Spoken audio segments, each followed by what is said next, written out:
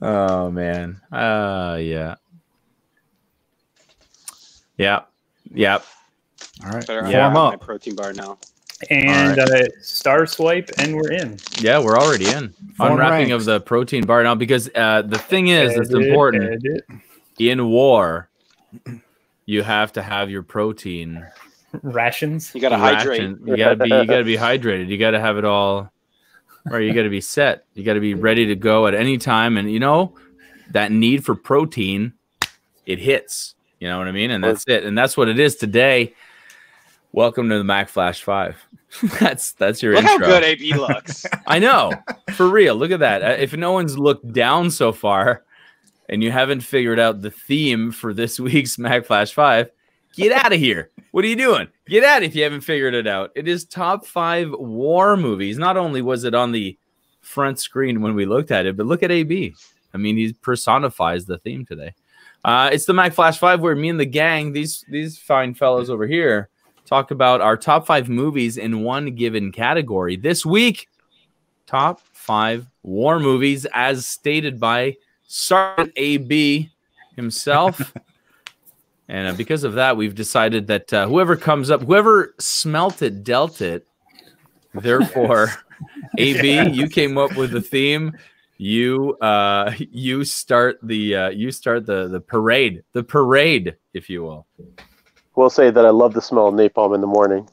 All right, so the reason why I came up with war films is because I watched a lot when I was a kid. I really liked war films, and so I decided to pick that. So there are a ton that I could have chosen, and pretty much my top 5 probably would have been like 3 Vietnam movies and 2 World War II movies, and that would have been boring. So I decided to go with 5 different movies from 5 different conflicts or 5 different wars.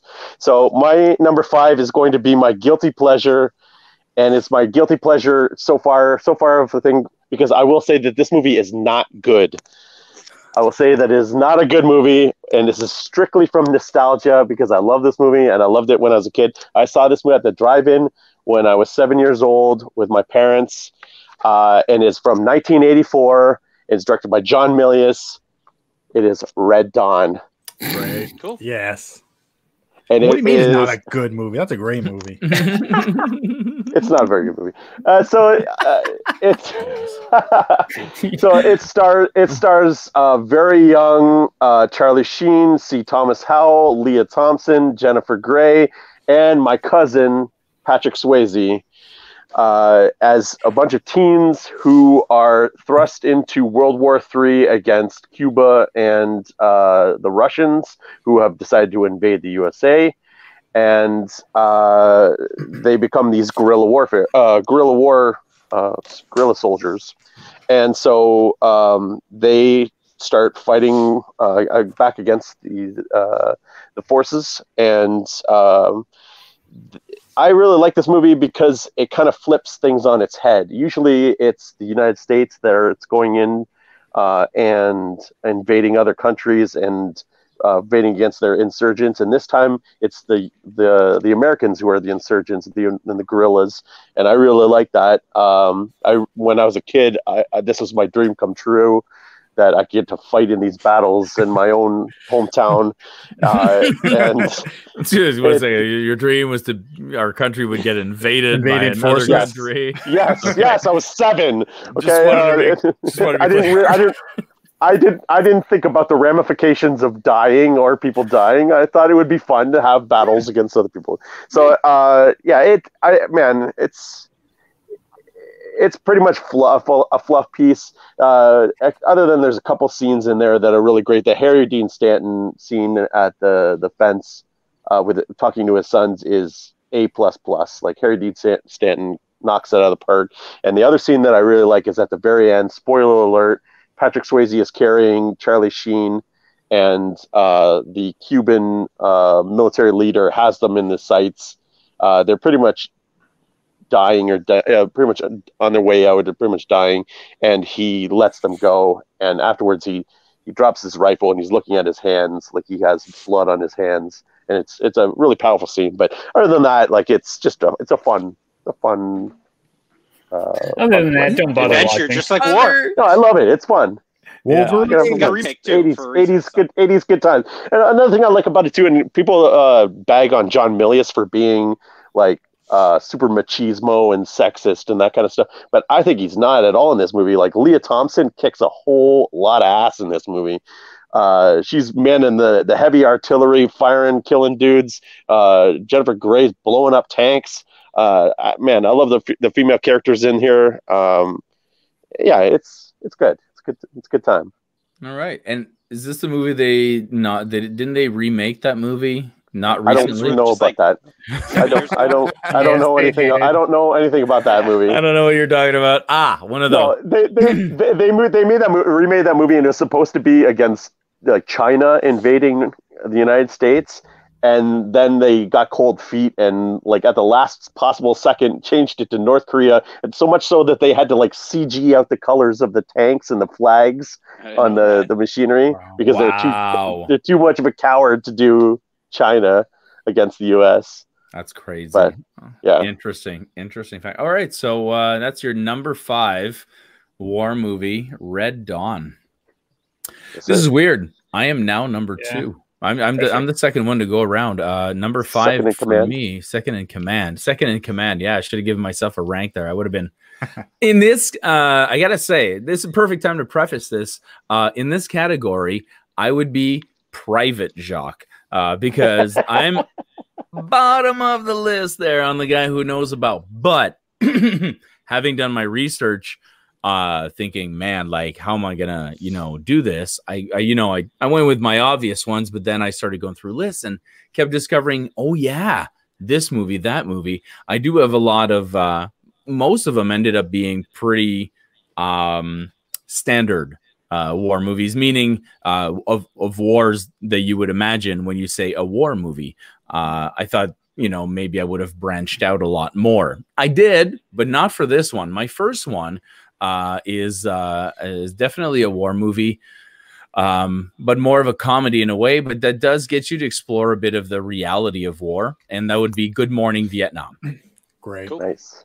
Yep. Yeah, that movie I saw when I was a kid because my dad loved it and he would watch it a lot. It's a long movie, so I never really watched all of it at once. I remember seeing chunks here, chunks there.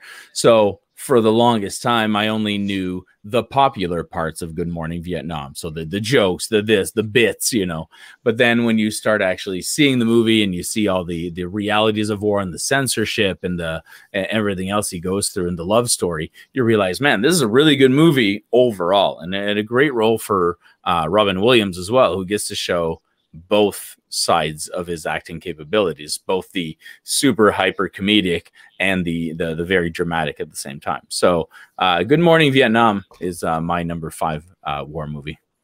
Great. Great. Yeah. All right, moving on. Let's take a look at everyone's like, yes, good. I might have to we might have to edit this out. I'm gonna be honest, I can't hear Matt, so I didn't realize until just now. I can't. Fuck, I don't know why I can't. No. So anybody else? Remember this. Can you kick me out? I can't hear him, so that's what I'm saying. All right. As I said before, let's go to Matt with your number 5. I haven't even been doing the little ticker thing. I'm a terrible show guy. You tell us about your number 5. All right. Top 5 war movies is what we're doing. Similar to AB, I categorized my picks into certain conflicts or categories, whatever. And for number 5, I picked a comedy. And I picked that because, war movies usually tend to be real downers. So I had to go with number 5 as comedy. And going through a list, I could have picked In the Army Now or Stripes or Tropic Thunder. But I went with my favorite war comedy, Hotshots, which takes place during the Gulf War, which is, determined because he drops a bomb on Saddam. And so that verifies where it's from. The movie, I rewatched it and was on the floor laughing as always. The movie does it for me every single time. It spoofs, parodies, whatever, other war movies and Top Gun, which isn't necessarily a war movie, but it does it so well that you I mean, it's one of those movies that I saw before any of the originals.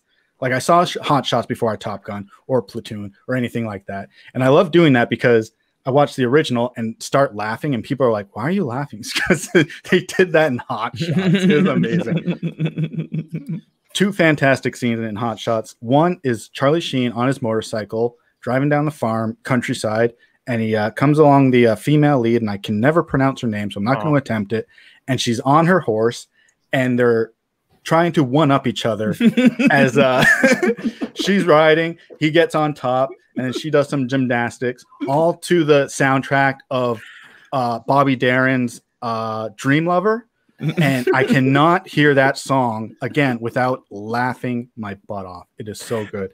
Second favorite scene would be at the end after they're flying the mission and he's getting his nerves back and he's deciding he's going to take on this whole Iraqi, presumably Air Force on his own.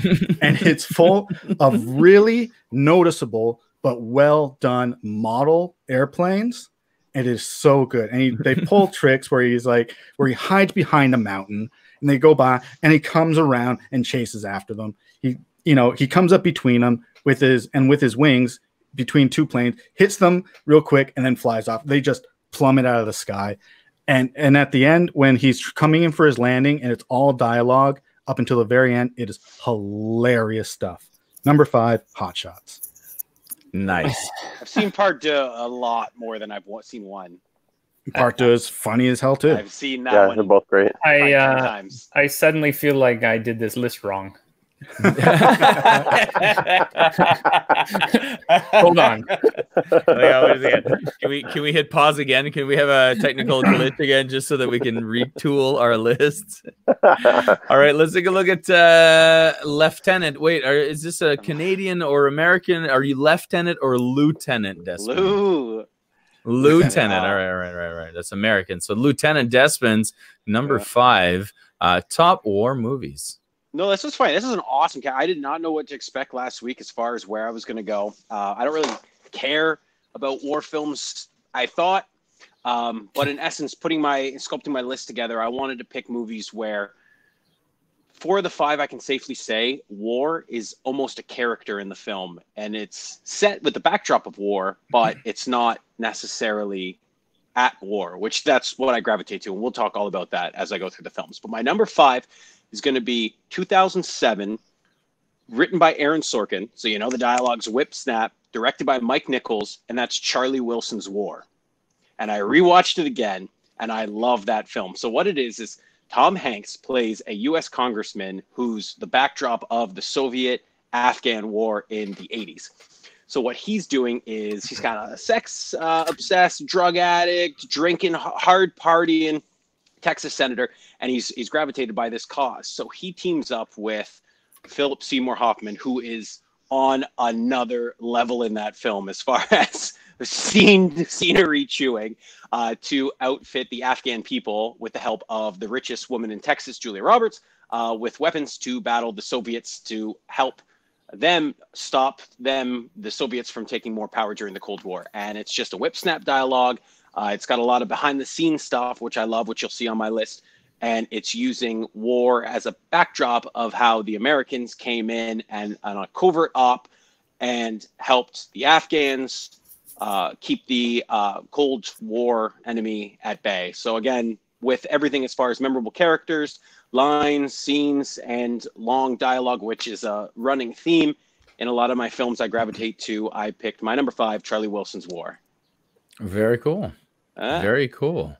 Charlie Wilson, not a name I've heard a lot. So I got a few, which I'm really excited about. This list I'm obsessed with. I'm really excited how my list fell, but most certainly, I just like I said, it's one I rewatched again for this, and incredible. And if you do yourself a favor tonight, go watch the scene that you first meet Phil Hoffman in John Slattery's office, and why he's not getting the job as the field head, and it's unbelievable. It's incredible.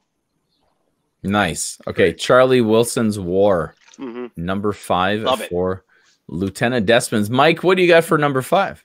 I don't have a fancy title like lieutenant, private, or sergeant. I know. Didn't even think of Civilian Mike. Civilian Mike just wandered onto the base mic. That might work for one of my films later. So I actually watched the most films for this one. Like, this is, I think, our 4th episode, I think. And I actually watched 12 films, which I didn't think would be possible since war films are epic in themselves. But when I first heard this list, I was like, okay, it's going to be this. I thought I would be taking the more goofy route. And then I started watching these war films and started liking them more and more. So now mine's like the most serious list here. But my number 5, actually, funny that these go back to back, made my honorable mention in the mind-bending category. And it didn't quite get talked about there because it was just, a blip. So when you said war films, Andrew, I thought, oh, this is perfect because I already love this film. And it's an allegory for the Spanish Civil War. And that's Pan's Labyrinth. Nice. By Del Toro. Yeah. It is, as it is, one of my favorite, if you want to call sort of fantasy horror films. And it kind of takes everything I love from my childhood, Labyrinth, Dark Crystal type things. And, you can watch it on that surface level of just like this mystical, creepy kind of thing. But really what Del Toro is doing is basically talking about the fascist regime, the nationalists that tried to take over Spain, or did for a long period of time. It's set in 1944. And so it's happening during World War II. And essentially the leader there is just like a mini Hitler. And he's, repressing the Spanish people. And so the whole film is a parallel to that, where the little girl that's in the film, her mom marries a captain of this Spanish army. And he is fascism. He represents it. He represses the mom, the daughter. And so she kind of is forced to go into this sort of fantasy world. And the parallels just continue in there. There's this creature called the Pale Man, who represents fascism, and she represents the Spanish people trying to uprise and resist. And what's really cool about it is the farther you get into it, though, you have these creepy creatures that are very, very disturbing with, the eyeballs and the hands and everything. But the farther you get into it, the real world stuff that happens, the war things, the things that the captain does, those then it flips. Those become more creepy and disturbing than the actual things that happen in the fantasy world. She's trying to escape the reality, and then all of a sudden she's thrown into this other horror. And the ending is just tragic. No spoilers there. Watch it. But that's my number 5. Just a twist on a war film, right? Interesting. I've seen like 20 minutes of that film. I was captivated by what you're saying. Oh, the music? Same. I've only seen like the creepy creatures, and I'm just like, this isn't for me. Yeah, so I didn't know it was like a. No, it's great. You have to. Yeah, you take it like those creatures represent something. They're not from just Earth to like this weird realm. No, she's like she's just a girl. It's in like a wet. It's like in like a wet or like a garden. It's like in her garden. No, it's a villa. Like there's a villa off the woods, and she goes to live in this captain's house because, of course, he has this fancy house with servants, and basically this creature, the fawn, comes along and takes her to this labyrinth, and the labyrinth and the chalk that she's given all. Pan? Is that it? No, there's a fawn who's kind of who you're thinking. We'll talk about this. Yeah, this is fascinating, guys, but it's a complicated movie. I remember. Are you saying Pam or Pan? Pam. Who the hell's Pam? When did she come in? When we sat down to watch Pan's Labyrinth, we were very excited about it, and then we sat down, and not to sound like super dumb, because I do sometimes, but it was like the subtitles came on, and we're like, no. And it's just one of those things. It's not it's not that, it's not a usual thing. It's more of a that night we're like, I don't want to read, I just want to watch this movie. It's not that hard, I get it, but yeah, so that's literally the only reason. I'll interject there. Andrew knows this. I watch all films with subtitles. Yeah, every single film. It's great. A little more. Yeah. English one. We did that last especially summer. British. I will tell you this: all 12 of the war movies I watched with subtitles. Nice.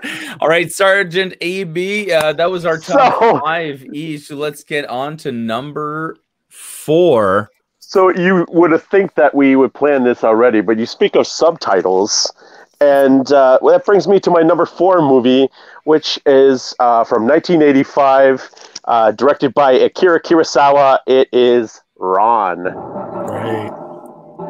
This movie is Ron attacking? Is someone playing the tombolas at the same time? Is that what's going on? Yes, they are.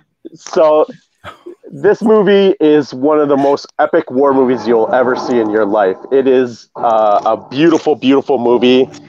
It is one of the last movies that it is one of the last movies that Akira Kurosawa directed. He directed it when he was 75 years old. He had already directed about 27 movies before that. He was going blind. It was near the end of his life, and he wanted to do one last movie with his crew that he'd been working for years. And so he wanted to make one last big epic movie, and this was it. And so he put, I think that the budget at the time was the most for any Japanese movie ever at the time, which you think about it now, it's nothing. It's $11 million, which is not that much. But his next biggest epic was, I think, like $7 million, which was a lot of money back then. But it's unbelievably beautiful. It starts off, it's based loosely on King Lear. And so there's a Japanese warlord who decides he wants to give up his kingdom, power of his kingdom to his 3 sons, but at the same time wants to keep the power to himself, but kind of have his 3 sons to take control of everything. And so then, if like the title says, Ron actually means chaos in Japanese. It all goes to hell. And so the movie starts off, and it's very colorful. Most of his movies are in black and white. This is one of the few color movies that he's done, and it's insanely colorful. Like the 3 sons are represented by 3 different colors. There's yellow, red, and blue, and they're very vibrant primary colors. They're all dressed in those colors. Their soldiers are all in those colors. They are in this beautiful field, and they're all hanging out. And so as the film progresses and the battles start happening, all the soldiers start getting into like black armor, and there's less and less color, and there's smoke, and there's fire. And like when the red and the yellow army start attacking each other, the red and the yellow kind of go with the flames of the battle. It's crazy beautiful. But by the end of the movie, like it's really drab looking, and really like the color's pretty much all gone. So I thought that was really amazing the way he used color to just tell that story, this ruler. One of the couple of things I just want to talk about that happened to it, like all this really bad stuff happened to it. One of his longtime sound man ended up having a stroke, and he had to leave, and he died a few days later. While he was shooting it, his wife of years and years, I think they were married for 40 years, she passed away during production, and he basically took a day off to mourn and then went right back to shoot. It was crazy. It's crazy, the stuff that went into this film. But you love war movies with tons of background shit and heart attacks. Just wait. I don't know what you're talking about, Scott. What are you talking about? I don't know what you mean. I just love one of the things I love about war movies is the scope of it, the grandiose scope, and there's none that are more grandiose than Ron. It's like off the charts. But nice. Yeah, that's Ron. Ron. I would have been like Ran. Ron. This guy people say Ran. People say Ran too. Ran away. That's okay. That's your number 4. My number 4 is the one that branches out from the typical wars that you hear about: World War I, Vietnam War, World War II, all those wars. Mine is not that. Mine is about an invasion, definitely, but an invasion not of this earth. It is a silly movie, really, really well done by a director I admired a lot at the time, and since he has kind of repeated a little bit, and we're waiting for his comeback. But I'm talking about Tim Burton's Mars Attacks, of course. Oh yeah, awesome. just an amazing movie from front to back. The whole it's got like, you know, it's got, first of all, it's got Jack Nicholson twice. I mean, so there's that, you know, there's already that. We've got, you know, the special effects are great. The cast is amazing. Pierce Brosnan, I love his character. I love the whole Slim Whitman bit.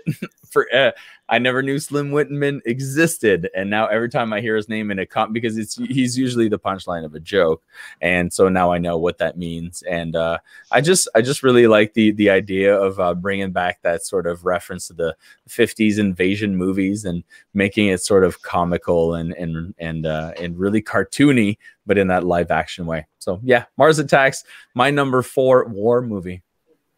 It's hilarious. I saw it in theater. I loved it. Yeah. You saw it in theaters? I don't know if I saw it in theaters. I definitely did. Yeah. It's a great movie. I feel like it was like underseen at first, and now people understand how funny it is. You know what I mean? Because people hated it. All kinds of people hated it. I was like, I love this. This is hilarious. There's nothing bad about it. It's not even one of those movies where you go, I can see why people think it's bad. You're like, no, as I watch this movie, it's pretty much good all the way through. Yeah. Yeah. Love it. So there you go. Potato Peeler Matthew. How did you do that? Did you change your name? How did you change your? I did not approve this change. What's going on? What a title! I love it. He's like, Mike has no title. I'm gonna give myself one lower. Now I outrank Mike. Yeah, I'm a civilian. I can't even peel potatoes. No, they wouldn't even let me peel potatoes. You need a knife for that, and I can't even handle one of those. Like, no. My number 4 movie is, I guess it's more of a generic war movie in some terms. It takes place during the Vietnam War, and those movies are really, for the most part, they're the real downers of war movies. With like the one, I don't know if there's just one exception, but Good Morning Vietnam may be the one lighthearted, the lightest Vietnam War movie there is, because with those movies, they really wanted to make anti-war movies. My number 4 could have been like any Oliver Stone movie. He's got a trilogy of Vietnam War movies. He's got Platoon, Born on the 4th of July, Heaven and Earth. I went with not one of those. I went with The Deer Hunter. No, I'm so happy that's up, because, well, one, it gets referenced in, you know, so many TV shows and movies. The Russian roulette scenes. It's in The Simpsons. It's in I was surprised. I don't think it's any of those Abraham Zucker movies, except High School High. They put it in that. Okay. But the movie starts off with a group of friends at a wedding, and the movie really takes place over 3 acts. They have the good-hearted wedding scene. Everyone's happy, and the three of the guys are going to go off to war like the next week, or go off to basic training anyways. The second act is them in Vietnam, where you see very little war action right before they're caught and thrown in a POW camp. And then the third act is 2 of them make it home, and Christopher Walken gets stuck in Vietnam. And it's really about, you know, the what comes after. They're clearly, you know, traumatized over what happened. And Christopher Walken gets stuck in Vietnam and becomes like a professional Russian roulette player. And he does so well that he can make enough money to send back home. But another great thing about the movie is the acting. So many of the scenes where the actors are, you know, interacting, of course, I don't want to say look made up on the spot, but they're definitely trying to get reactions out of each other. They're actually slapping each other to get, you know, a negative reaction. Christopher Walken at one point spits in Robert De Niro's face. He didn't know it was coming, and you can see Robert De Niro is ready to punch him, but that's not what the scene calls for. Just before, when they go out hunting in the first act of the movie, they're really trying to make each other laugh. At one point, they make a pit stop to make like some bologna sandwiches, and they start having like a really small food fight that looks, you know, improvised or right there on the day. First time I saw that movie, I saw it twice.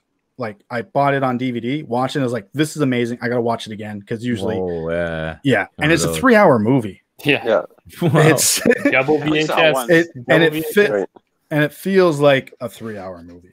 But that's pretty much why it's number 4 on my list. It's great, but I mean, I would say not rewatchable. Yeah, just being right after I said I watched it twice. But yeah, it is a hard, long watch, but it's really good. It won Best Picture. You're talking about a movie with Christopher Walken and Robert De Niro, right? So it's like I'm curious immediately. Immediately, you're like, you know. So I've never seen it myself, but definitely one of those that I've heard about. It's a hard watch. You gotta watch it. Yeah. Diddy Mao. Yeah. Diddy Mao. You better Diddy now. Diddy Mao. Probably, yeah. That's the biggest quote from the movie, I think. I've been saying it all week now. See the quotes round. Quotes round of our trivia. Yeah, yeah. We're gonna have to decide what that trivia is gonna be. Let's not give it all. I get to decide. Yeah. Let's keep moving there with Lieutenant Despins, your number 4. So, like I said, actually, my movie, I can kind of compare it a little bit to Matt's in a very much a 3-act film, and that there's 3 different places throughout. It's a movie I just rewatched and really tried to focus with. Didn't know if it was competing with another film from the same director. And like I said, I wanted to pick a movie where you really see the background of war and like the effects of war, as well as its own character and it's trying for the greater good. And I know that The Hurt Locker is probably the better film, but I picked 2012 Zero Dark 30. And I rewatched that film again, and the first act that takes place in all like Afghanistan, Saudi Arabia, and they're putting together the clues, I think is okay. I think that first act is good. I like the Jason Clarke stuff in that. But then when it opens in the second act and you get back to the CIA, and one thing I'm like, this cast is unbelievable. Like Gandolfini pops up, John Barrowman's in an uncredited scene, Mark Duplass, Mark Strong, and you going through, you're just like, awesome. And then once you get to the SEAL team and everything they're putting together as well, it's Pratt, it's Egerton, it's Frank Grillo, it's Mark Coulter, who played Luke Cage. And you're like, oh, this movie, it's just 3 separate small films that correlate over a bigger story. Again, a very important story, which culminated in the CIA's covert act to put together the task force to kill Osama bin Laden. And again, it's something we all heard. You can remember where you were. It was May of 2011. And this is just a film, like I said, I'm obsessed with the behind the scenes, the politics of war, what it means to be at war. And you see that. And it's a slower film. It's a very, very drawn out paced film. And like I said, once the first act was revving up and it got to the stuff in the second and that heart pounding third act, it's unbelievable. And like I said, it was just one that you hear the story, you hear about the death, and you kind of piece things together. You know SEAL Team 6, and you know that they killed Osama bin Laden. You don't know much else. And this is the film that shows you essentially 10 years, very narrow at the last 3 of nonstop focus that a lot of people put a lot of effort and work in, and they really had one shot, one chance, and it was kind of based on a hunch that he was there. They didn't know. And when they put it together, and the reason why they picked the team rather than just drop a bomb, and like I said, the second act onto the third, I just eat it up. So like I said, I rewatched Hurt Locker 2. I'm like, this is probably a better movie, but again, it's personal lists. So my number 4, Zero Dark 30. That's I haven't seen Zero Dark 30, but I've seen Hurt Locker, and I remember seeing Hurt Locker and being like, "Well, I didn't hate this," because again, not admittedly the military or war type movie guy, but because Catherine Bigelow directed both, I was like, "Well, now I'm kind of curious, and I sort of want to see Zero Dark 30 because I hear it's pretty good." So, as always, Lieutenant Despin's suave words have convinced me to watch this movie. Let's take a look at Cadaver. Well, it looks like everyone has found the edit name button. That's great. I didn't make How it. did you do that? You didn't leave. I want to adjust I want to get a promotion every time. How do you do that? You got to right-click your name on Don't the talk window to of the the bottom. corpse. Well, let's in the meantime, while you figure that out, let's take a look at Cadaver's number 4. Okay, so my next 4 actually sort of follow a bit of a pattern in that, for me, I I can't watch a war film that tries to. I mean, it's too hard to tell a whole war story in one film, and some try to do that, and it just becomes too much. And so I like sort of these little personal stories or snapshots or specific things that are focused on, right? And so my next 4 kind of follow that progression where each one has a little sort of a snapshot. Now, this one was talked about on a previous list, but I knew this was going to make my list when the war things came up. But I did rewatch it, and I watched it in a whole different light. It's 93's Schindler's List. Yeah. There was no way this wasn't making the list, just the way the filming and the story that was told. But when I watched it this time, I found myself, and I don't want to take away from the film, but I found myself watching, and for most of the film going, this Oskar Schindler guy, he's a bit of a jerk. Like, and I know in the end he's not, and he saved lots of people, but I'm watching it, and I keep going, this is just a movie about a greedy industrialist who kind of feels guilty at one point and decides, okay, I guess I'll help people out. They're not just a commodity for me. Now, I know in the long run, he saved like over 1,100 people. And so that's great. But I just was watching it and going like, wow, isn't that a funny way to go from one aspect where you're essentially paying for humans to work, and you're not even paying the humans, you're paying the SS, right, the Nazi party, to have these Jewish people work in your factory, right? So you're essentially slaves. And then all of a sudden now you're a hero. Like what a sort of juxtaposition from the beginning to the end, where you're sort of this scumbag, and in the end, as they have the real people come out with some of the actors placing the stones on his grave there, talk about a sort of a 360, right, in a story. But I mean, aside from that, a couple things I want to talk about. One, how about Ben Kingsley? Like, talk about, I know Liam Neeson gets all the credit for that, obviously, but Ben Kingsley, that role, right? What is Ishak Stern? Mhm. He's just so good as that sort of the guy who really knows everything about how to run this factory and how to, the ins and outs and how to sort of pay off the Nazi soldiers and things. None of this would have happened really without him, right? He's sort of the man behind the scenes.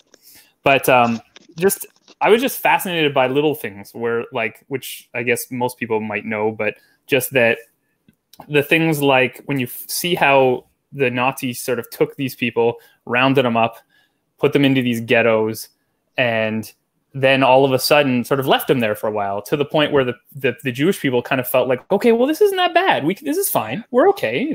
We're here. It's not great. It's not what we had, but we're okay. They're leaving us alone. And then all of a sudden, boom, now they're rushing them off to these camps. And like all these, just watching these things happen, or even to the point where they had some Jewish people, they got them to police themselves. Like, talk about mind bender, the fact that you can convince these people to then just sort of patrol each other and sit down and take the lists and get them to do their own, like, sort of, undermine themselves. Right. That's fear, man. It's crazy. Yeah, exactly. It's like, well, okay, I'll do this because I'll protect myself. Yeah. So watching all that was just like the second time around, it was really hard to watch, but it was, he does it so well. Right. And I love his little subtle things, like when the German soldiers are talking, he doesn't translate it. There's no subtitles. So all the people, the Jewish people don't know what they're saying. We don't know what they're saying. Right. So you feel in that same moment, just those little things. And I mean, it's just so well done. Like that, as a film that's so long, moves really quick for me. Interesting. So that's my number 4. Definitely gonna have to put that on my list after like the 2 recommendations. Every time you guys talk about it, I want to see it more. I have seen it, but it, like, when it came out on VHS, once it was released to home video, that's exactly when I see. I didn't see it in theaters, but then I saw it. Yeah. So there you go. Me neither. And I went to high school way before you.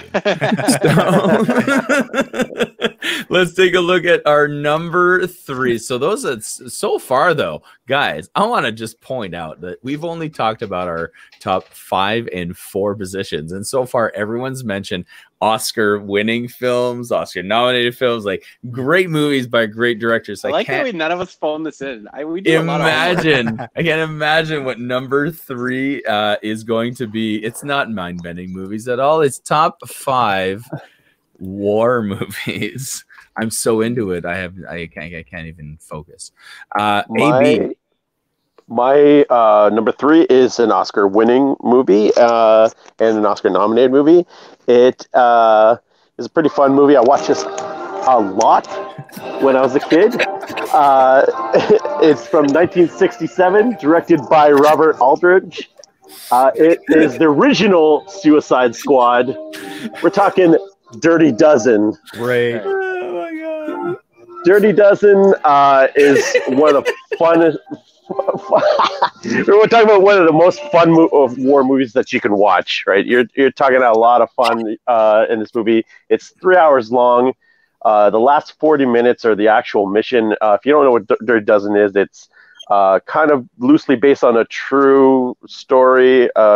This guy wrote about. There actually was the Filthy 13 as a commando unit that go in and do demolitions things. But in the movie, the Dirty Dozen are 12 men who are sentenced to life in prison or death by hanging for various reasons. You got all kinds of bad dudes in here: murderers, rapists, a lot of scumbags. But this movie basically lives and breathes with its main man, and it's my main man, Lee Marvin. If you have Lee Marvin in your war movie, you're already halfway to being awesome, because Lee Marvin is a bad man. He's awesome in this. He's described this as being his best role, and I definitely agree with him.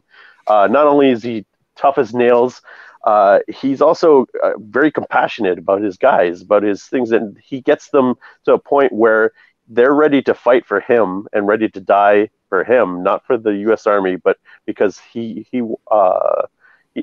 gets them to a place where they trust him, they can follow him, and I love it. This is an all-star cast. We're talking about Lee Marvin. You have Ernest Borgnine. You have football player Jim Brown. You have John Cassavetes. You have Donald Sutherland in an early role. You can just go on and on down this list of names. Telly Savalas, Charles Bronson. It's a laundry list of amazing actors. Did you say Donald Sutherland yet? Yep. I did say Donald Sutherland. It was one of his very first roles. And he actually has the line of the movie. There's a very hilarious scene where they're coming up on this other like rival commander's base, and they're expecting general. So Lee Marvin gets them who wants to be a general, and so Donald Sutherland is kind of a dope. He's kind of a dumb guy, so they get him to do it, and he kind of starts clowning around, and so he starts goofing around, looking down the ranks, and he says to the commander, the rival commander, he says, "They're very pretty, but can they fight?" And it's hilarious. But anyway, what year was that in? 1967. Okay, yeah. Because sorry. Oh, so go ahead. I was gonna say it's kind of a genre type or time period thing, right? I was watching Great Escape, and it's 63, I think, and yeah, it's a very similar film. The shtick of like, and it's so weird to me, paralleling to war films now. Those 60s war films where they're still dealing with really serious content. We're talking world wars, right? Yet there's like this slapstick kind of like it's kind of escapism. So weird. It's hard to put myself into the. And there's true stories of things that happen when people were in prison camps and all these other things, and they're like having a good time and they're throwing a football or a baseball around. I'm just like, this is blowing my mind. And then you get into TV shows like Hogan's Heroes. Yeah. So the last 40 minutes of the film is the actual mission, and that's when it starts getting serious. Spoiler alert, like I said, it's a suicide mission, so most of them die. And there's one scene for me that stands out, and it's near the end when they've pretty much completed the mission, and Jim Brown, who there's been racial tension throughout the movie, and this is the 60s, so there's still that stuff going on really heavily back then. And so he needs to do this one final thing in order to complete the mission. And so as he's doing it, he does it, and he gets gunned down. And so they show his body on the ground, he's dead, and they start cutting away to all the different faces of the guys that are left alive. And you see the pain that they have because this man died. And it's heartbreaking because at first they were ready to kill this guy because of the color of his skin, and all of a sudden now they are like mourning this man's death because he sacrificed himself so that the mission would succeed, but also that they could escape because they could get away because of his sacrifice. And it's a powerful scene. So we're just talking about the slapstick, goofy stuff that was going on, but then it takes a really serious turn, especially when these guys start dying and you see the real stakes. And one of the things that I didn't know that I actually read this week was that Robert Aldrich, the critics basically said to him, you are going to get an Oscar nomination for direction if you remove these couple scenes where they're going to throw these grenades down these tubes, and because there's these high-ranking German officials that are hiding out in this bunker, but it's basically made up of all these civilians, and so they didn't want to show all these civilians getting killed. So they're like, please take out these scenes, and basically you're going to get a shoe-in for being a Best Director nomination. Yeah. And he refused to do it. He said, I want to make a fun war film that people watch, but I also don't want people to forget that war is hell. That's what he said, that I don't want people to forget that war is hell. And so he left those scenes in, and he didn't get the nomination for Best Director because of it. Wow. That's wild. That is incredible. That is fascinating. 1967. I'm gonna have to break my rule of not watching really old movies. Oh, but when it comes to war movies, especially World War II movies, you've got to break them because they are all great. They're all great. Yeah. Mike and I, I'm glad at least I have one partner in this. I really try. I try. I borrowed Great Escape from my dad. I watched it, and the whole time I'm like, Escape is so good. And I mean, I watched it after watching some serious war films, and I watched it, and I'm like, and I read the true story of what really happened, and this is a really, like, almost all of these guys were just executed when they got caught. And I'm thinking, but here they are, like, teasing the German soldiers, and it's like, what is happening? I couldn't get my head around that. But I'm gonna have to check it out. It's a movie that people bring up all the time. Definitely Dirty Dozen. Number 3, right? That was your number 3. My number 3. I was happy to, one of the first ones I found, and I'm looking at my list just to confirm. Yeah, it's one of the first ones that I found that I was like, this, and it's not higher just because other movies came after that I went, okay, maybe. Because it always goes like this. What's number 1? Well, if you right now go, hey, which of these 5 movies do you want to watch right now? I'm like, that, okay, well, the one I pick is number 1, right? The one that goes above. The one that I'm like, yes, I'll watch that anytime you ask me to watch that. So this one is fun because it's the same as what Sergeant AB was saying, where you have that sort of comical, sort of fun side to the movie, and that's how it starts off. And then the movie takes a very serious twist, and you become very invested in this mission. This not even the actual mission of the war that these guys are involved on, their own self-made mission. And I'm talking about David O. Russell's Three Kings. Okay. Very great. Absolutely love that movie. I think because, as I said, it starts off, you think, like a comedy, a lighthearted, this is gonna be great, a little caper, maybe a little Desert Ocean's 11, you know what I mean? We're gonna steal some gold, we Three Kings, right? Yeah, it's one of the prequels, Three Kings. It's so many before Ocean's 11, and then the 8, then Ocean's 8. That's in between. That's right. So it has the weird, wacky casting as well, because if you really look at that casting, you're like, pardon me, they made a movie with who? George Clooney, Ice Cube, and Mark Wahlberg. Okay, Spike Jones. You know what I mean? And then Spike Jones is in there as a supporting. Yeah. So you're like, but Spike Jones is not directing. Oh, okay, cool. But then the movie takes this cool twist, and it's like it's a very caring movie, and it shows that other side of war. War is hell, and the sympathetic sort of side of war that you see sometimes, and that sort of needs to be seen to humanize war.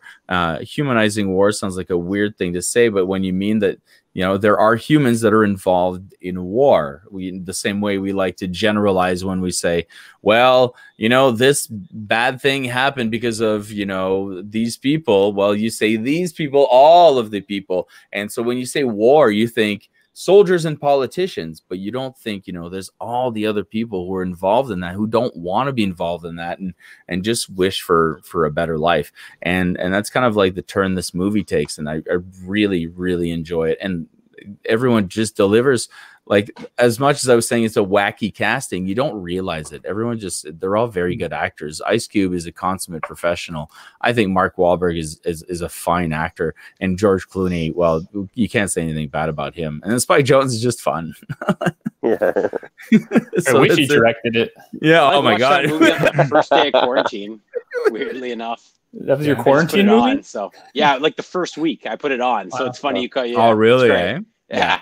Love that movie. Definitely saw that one theater too. Have you ever heard of the Clooney David O. Russell? They got in a fist fight on set. Go do yourself a favor and Google those stories. David O. Russell was getting rough with some extras just because of the hot and like he was moving him around. And Clooney saw that and was like, "You don't fucking treat extras that way." And Clooney went over, got in his face, and punched him in the face. What? Wow. Yeah. So they made up like years later. But there's tons of stories that they were like 3/4 of the way, and Ice Cube said it gave them like good tension for the final little bit. But yeah, so Clooney, nicest guy in Hollywood, punched out David O. Russell. Wow. Did they end up doing another movie together? I don't think so, but I read that they made up at the Oscars like in 2011. 12, like around that like Silver Linings year that he apologized, and you know how it goes. Interesting. But yeah, tension's high and hot. They were filming, so I love it. Well, it's a great movie. It's cool. a great movie. So if that helped, then good. I'm glad it happened. Matthew, what you got for us in number 3? My number 3, to continue the subgenre that we've been going through of war movies with men on a mission type movies. We had the Dirty Dozen, Three Kings. Another good one is Kelly's Heroes, which I really like. It's got a few of those same actors in it. And another one would be Monument Men, which I really enjoyed. But for my number 3, I went with Inglourious Bastards. Yeah. Oh, of course. Quentin Tarantino's Inglourious Bastards. Waiting for that one. Yeah, I mean, with all of us in this room, I don't think it's a surprise that it shows up on one of our lists. But I saw the movie in theaters and, loved it. It's not hard to enjoy Tarantino movies, especially if you like movies in the first place.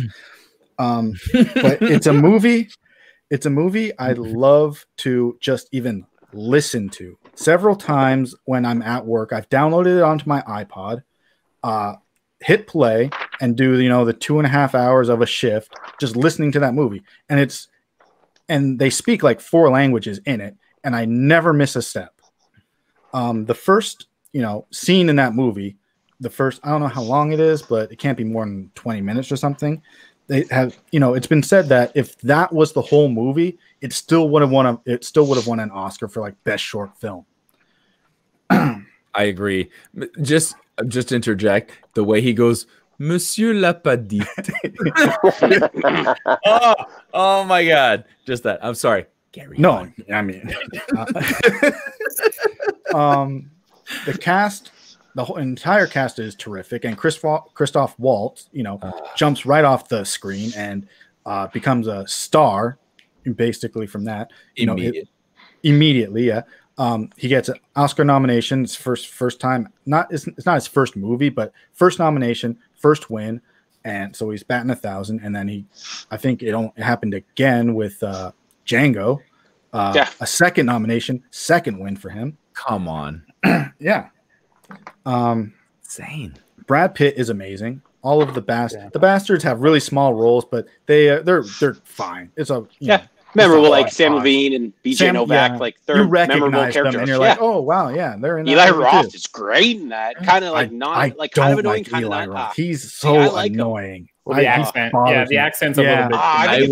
I think it fits like the satire of it.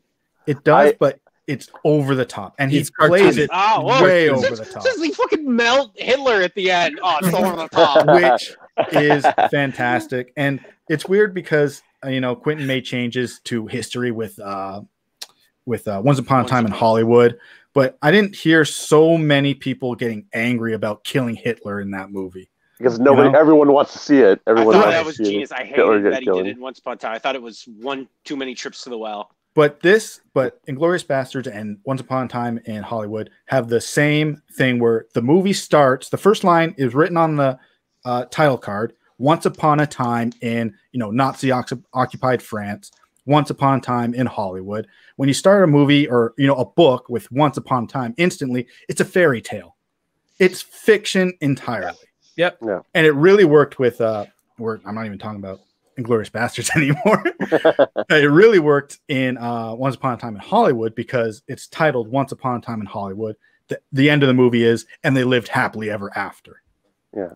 Yeah. So my number 3 is Inglourious Bastards. Is Once Upon a Time in Hollywood. Is Once Upon a Time in Hollywood. Great Escape's in that movie. Great Escape's in that movie. Yeah. That's awesome. Great. No, definitely a great choice. And like you said, I'm not surprised it showed up on somebody's list at some point. Definitely.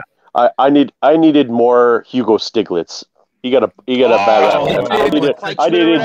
I wanted more Stiglitz. He's great, but Fassbender did it for me. They're all great, yeah. I love Fassbender in that movie. I love that scene, with the 3 fingers. In the tavern? Oh, it's amazing. Terrific. Because he did that. Every time I've seen that, I see that now, I'm like, Instead of that.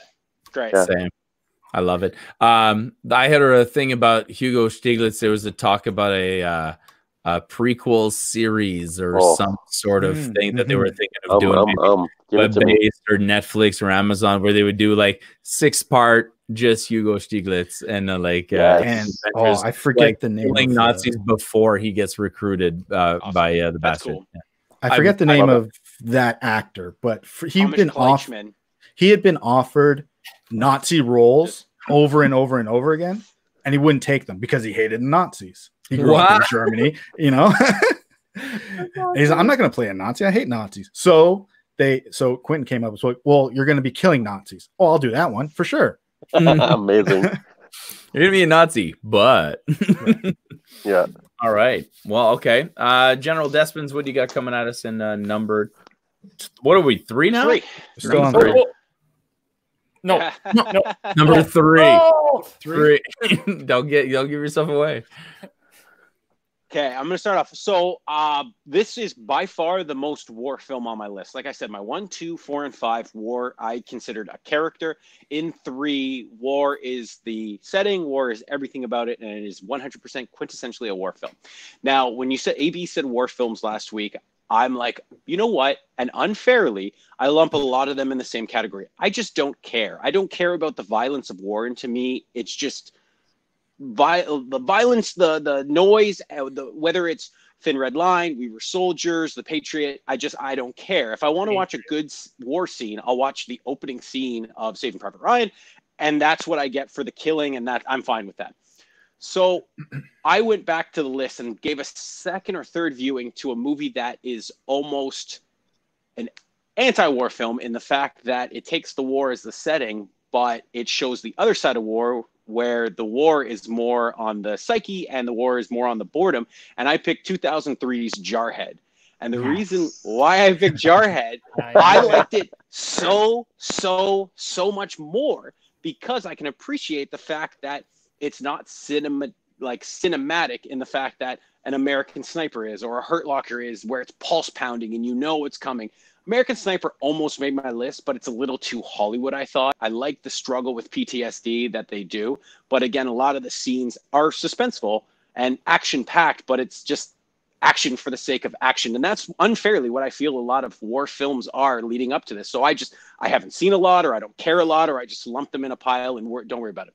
But what Jarhead does is it takes the psyche and almost the frat bro mentality of the unit and doesn't show really any violence. The whole first half of the movie is just frat hijinks that they're doing and missing back home and wondering why they're there, but they love it and they know they want to be there and they're excited to fight. But ultimately, throughout the film, they don't fight. And it culminates in an incredible scene with Peter Skarsgård where he has one of the big people dead to rights on a sniper, and Dennis Haysbert comes in and he's like, oh, we're just going to blow it up anyways. And he wants to take the shot. He's like, what does it matter? If he's going to die, let me kill him because we've been here for 9 months and I'm not going to kill anybody.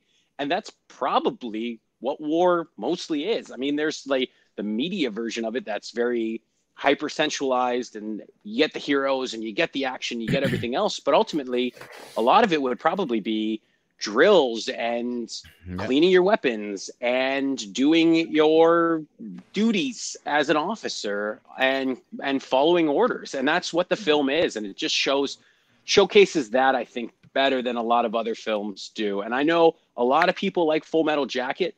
I like that this film acknowledges it. It shows, funny enough, they watch The Deer Hunter in this film.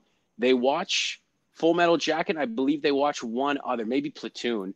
And it's kind of an homage send up to that. But again, for my generation, because it came out in 2003, that's what I feel. That's more my depiction of war. So I kind of shun a lot of the more actiony stuff, and I want to get to that quieter stuff. And again, it's Roger Deakins' cinematography. So you get the oil scene once the oil's coming down, the flames in the back, and it's just beautiful. And the end credits are Jesus Walks by Kanye. So I am all in on that. That trailer's so dope. Those end credits are dope. So yeah, great. My number 3. If there was a war film that was tailor made for Scott Despins, it would be Jarhead. Jamie Foxx, Jake Gyllenhaal, and Jesus Walks. I was like, that's a no-brainer. That's a no-brainer. And Haysbert coming in because he was off at 24 at the time, and I saw it the first time, and like most people, I was like 16. I was like, it's not action-y enough, and then I became an adult and was like, asshole Scott just wanted killing, and like. Those movies are a dime a dozen. You can go to any VOD Bruce Willis movie and go, and who cares? But it's the movies that dive into the psyche of war. And like I said, I rewatched it for this, and the first and essentially the third act, I think are awesome. And it's just little bits of them, the camaraderie, and like all those guys are people you recognize from other stuff, like Lucas Black, the guy who played Cheddar Bob in 8 Mile. They're all people in it. And it's just a fun movie that represents probably what war most likely really is. And if you like that, have you ever seen? It's not a movie; it's a series. But have you seen Generation Kill? Generation Kill, yeah, it's great. It's by the same guy, the guy who made The Wire. Same idea. It's a series about these guys basically waiting at war. That's how I describe it. It's people these guys who are trained, they have a job to do, like you said, and they don't get to do it. And so how frustrating is that, especially how grueling and stressful that job can be. And you don't get it's like sex without a climax. You know what I mean? Like it cuts the end. Gyllenhaal just says, I've never fired my weapon. So the day before they go back, they unload all their rounds in the desert. You're just like, cathartic, awesome. So definitely check out Generation Kill. Like it's right up your alley, Scott. Cool, it's got a bunch of guys from The Wire too. All the whole HBO family is pretty much. After you watch The Deuce, though, because you still got to watch that. And then I got a lot to watch, man. My list is gigantic right now. So it's crazy. All right, here we go. Mike. Yeah, machine gun Mike. Love it. Risen from the ashes. We're back. Okay, I'll be the guy who puts back-to-back Spielberg movies on his list, and I'll be the guy who puts Saving Private Ryan on the list. There you go. So I'm going to put it on this list, though, for there's 2 reasons. I saw this in theater when it came out in '98. Saw it with some friends. Quietest drive home after that movie. But the first time I saw it, now that first 30 minutes, everybody knows what I'm talking about if you've seen the movie on Omaha Beach there, the massacre. It's iconic. That scene in and of itself just messes with your head. You can't get it out of your brain. Years later, after talking with my parents just about my grandparents, because 3 of my grandparents, 1 great-grandpa, 2 grandpas, were in the wars on different sides. And talking to my parents because they passed away long before I got to an age where I could really talk to them about things. I asked them about their time in the war and things, and my mom started to tell me about her dad, my grandpa on her side, and he was in the Canadian Navy. And so I'm like, oh, okay, tell me about this. And the more she went into it, the more I had to go back and watch this film and look at it in a different angle, because he was actually on the convoy ships initially from Halifax that would transport, like they would escort, all of the civilians, the tanks, the material, the cargo across to Britain, right, to protect the boats from the U-boats, right, from sinking. And he was just an engineer down below, whatever. Fine. Okay, cool. But once they decided to come up with, storming the beaches, their plan, right, for D-Day to storm all the beaches, they did not need those convoys anymore, and they needed people who could drive boats. So he got enlisted as an engineer off one of those convoy boats to drive one of the lander ships, the ones that drive them up to the beach. Mm-hmm. Now, he obviously didn't drive up to Omaha, because those are the American beaches, right? So he would have brought them up to Juneau or one of the Canadian beaches. But when I watch that film now, I think to myself, holy crap, right? He drove that ship, let them off, right? Now, granted, it probably wasn't nearly as intense as it would have been in on those American beaches. But just the concept of drop them off and get the hell out of there, pick up some more guys, come back, drop.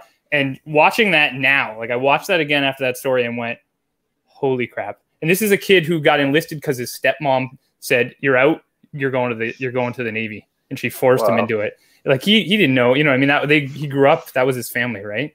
And that's what he did. And that's how he met my grandma. She's from Scotland. He met her over there. But so I watched this film and I just see it in a whole different way. And the story itself is amazing, but it's that 30 minutes is what makes this have to be on my list. So, yeah. Wow. Sure. Yeah. Yeah. No, it's awesome. An insane moment. Wow.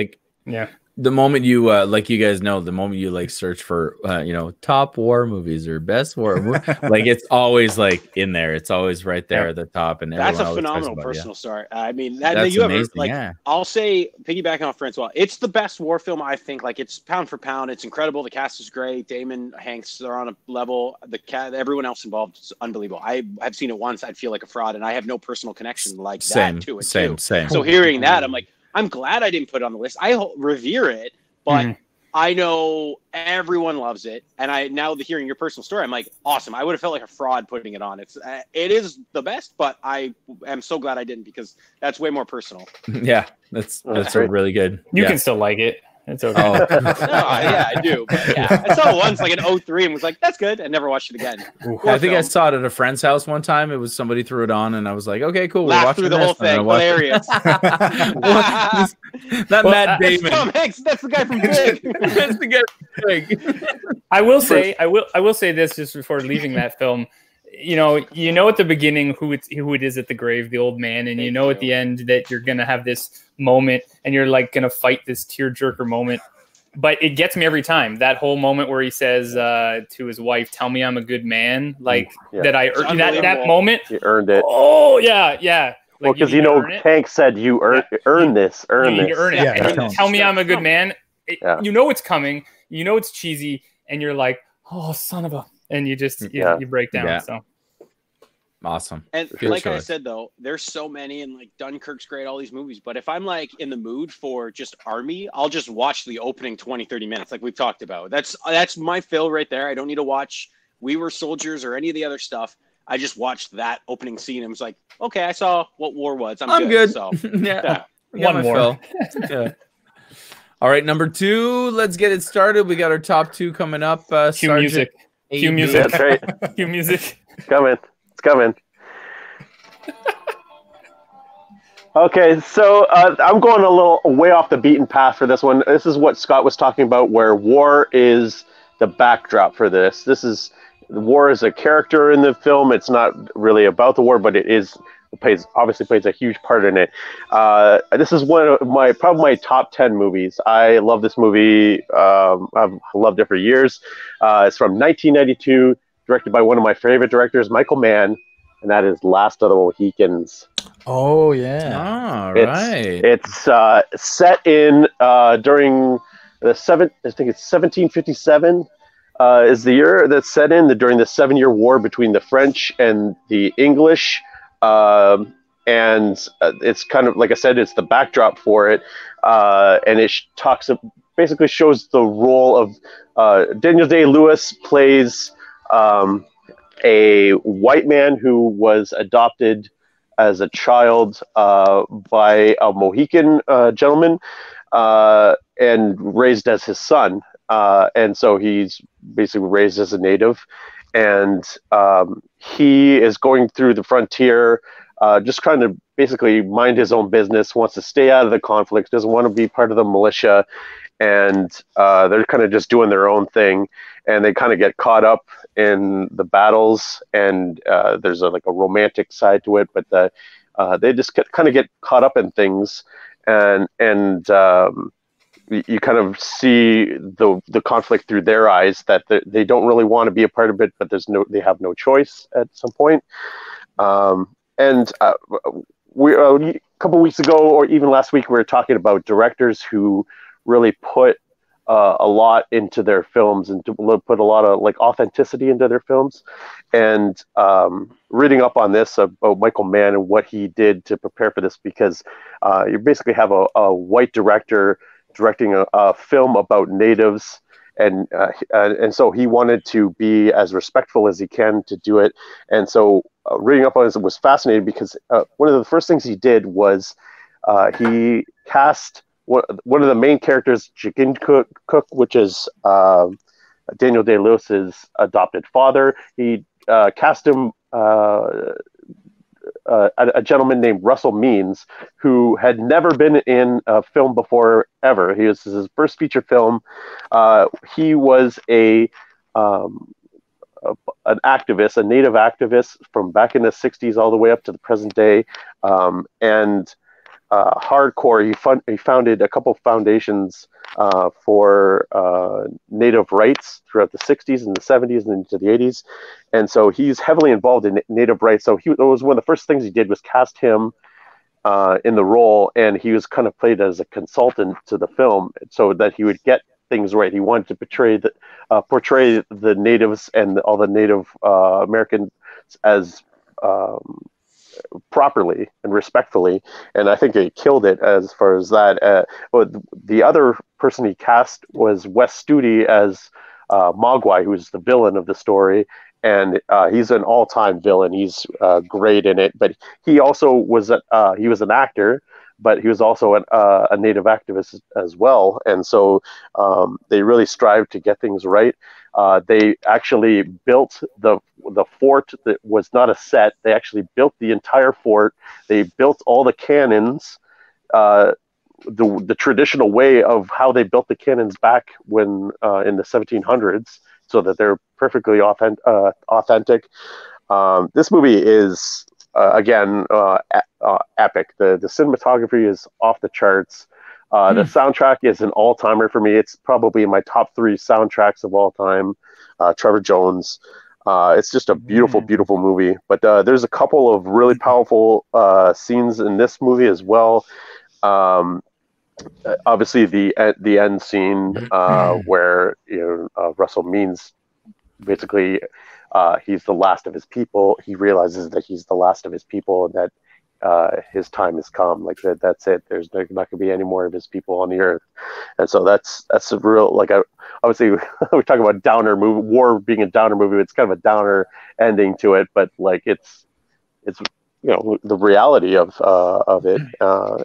But yeah, there's some, obviously too, it's a romantic movie, and for me it has a couple of the all-time best romantic scenes in it. The one where Daniel Day-Lewis is looking at Madeleine Stowe in the room that she's working at, and she says to him, "What are you looking at, sir?" He says, "Well, I'm looking at you, miss." And doesn't stop staring at her, just keeps looking at her, and she kind of like blushes, looks down, looks up, and boom, that's it. They're done. Like they're together, right? And I was like, that's boom. I love that one. And one of the all-time lines for me too is Daniel Day-Lewis. He gets in quarrels with one of the English officers, and I want to use this in real life. This line, and it's one day soon, you and I are going to have a serious disagreement. I want to use that on somebody like one day soon, you and I are going to have a serious disagreement. A serious disagreement. But yeah, I love this movie. So it's, when I thought about it, I was like, it's not what I traditionally think about as being a war movie. But then I was like, it is. It's very much a war movie. And like I said, it's in my top 10 movies. So I thought this is a perfect time to drop this into one of the lists and talk about it. It's good. I did see it on when, you know, reading through various lists of war movies. I do remember seeing Last of the Mohicans. I've not seen the movie, so I can't, you know, like comment on it, but I do remember seeing the name and going, oh, cool. I did not know that was like, you know, but it's one of those things where you forget to factor in all the different wars that there have been, right? You don't think of that as being, oh yeah, that is a war movie. It's just about a war that we don't hear about a lot. That's right. Exactly. Honestly, François, highly recommend it. It's got Daniel Do No Wrong Day-Lewis. So, so I was thinking about that too. I was like, Daniel Day-Lewis, the man has not had a bad role, has never made a bad film. And I was thinking about it. I'm like, this is one of his like worst roles. And I was like, that's saying something that like he's amazing in it. Right. But this is one of his lower roles, like in this grand scheme of things. And on top of that, I thought about like this movie proves that he could have been a leading man. He could have been a Tom Cruise. He could have been a like an action star, because in this movie he's doing all the action stuff, running, shooting, doing things. He chose not to. He was like, no, that's not for me. I don't want to be the leading guy. I'm just gonna pick and choose what I want to do, the moves I want to be in, and like guy has just done nothing but pure gold. Oh, for real, he's really good. All right, I just have a short story about that movie. Go. I bought it on DVD because I wanted to like complete the Michael Mann collection. I tend to pick movies that directors, and that's how I arrange my DVDs. I threw it on. Now there's a problem I have with watching movies in like mid to late afternoon is I fall asleep. Doesn't matter what movie it is. But I threw that one on and fell asleep. And as I was coming out of my nap, the score was playing hard. That Promontory song was playing. It was near the end of the movie, and I was like, "What is that?" Turned off the movie and instantly like looked up the soundtrack and downloaded that slice of the score. It's terrific. Nice. Yes. And then watched Labyrinth right after. Isn't that Trevor's film? You did that too, didn't you? I love it. All right, cool. We're on to number 2s, which brings it to me. Let me double check, but I'm pretty sure. Yep, that's what it is. I'm gonna double it up. Again. That's what I do. But this movie, it's good. I like a good what if story. I'm a huge fan of what if stories. So it's like the whole DC, what if Superman landed in Russia and, was a communist Superman or whatever. I love those ideas. I love concepts. So to me, Inglourious Basterds was obviously like a great movie. Like that's great. So from beginning to end, like there's like those parts and those chapters, and it's very Quentin Tarantino, but at the same time, it's in that transition between like not quite Pulp Fiction, but not quite, Django or like Hateful Eight, like not all, I mean, it's kind of cyclical in a way. Like Hateful Eight is very Reservoir Dogs, right? Oscar Tarantino. Oscar. No, I mean like it's Oscar acclaim films. Oh yeah. It's the start of like where the Academy is circling when what comes out when. Yeah. Oh yeah. Very good. Yeah, that's a very good call. And that's the thing. Everything about it. I mean, like we said before, it's got a heist in it. It's got humor in it. Like just the other day, I was laughing at Gorlomi. Totally. Gorlomi. And he just like he doesn't even try to change it. He just keeps saying it over. And then the other Margheriti. And then he makes it worse. He just keeps getting worse and worse. Margheriti. It's just so fucking bad. Anyway, like that's like there's everything is in that movie, and the violence is in it, the everything. And like you said, it's the great fantasy story that you're like, yeah, I wish this is how the war ended. Yeah. and maybe in some universe it did. One last thing I like about that, and I don't know if it's one of you guys who told me about this or I read about it, but in the universe of Quentin Tarantino, Inglourious Basterds is like, because there's links, right? Like some people exist within the same universe, some characters but where does Inglourious Bastard fit? And apparently Inglourious Bastard fits in the universe where this is the type of movie that people in the Quentin Tarantino universe go to the theater to see.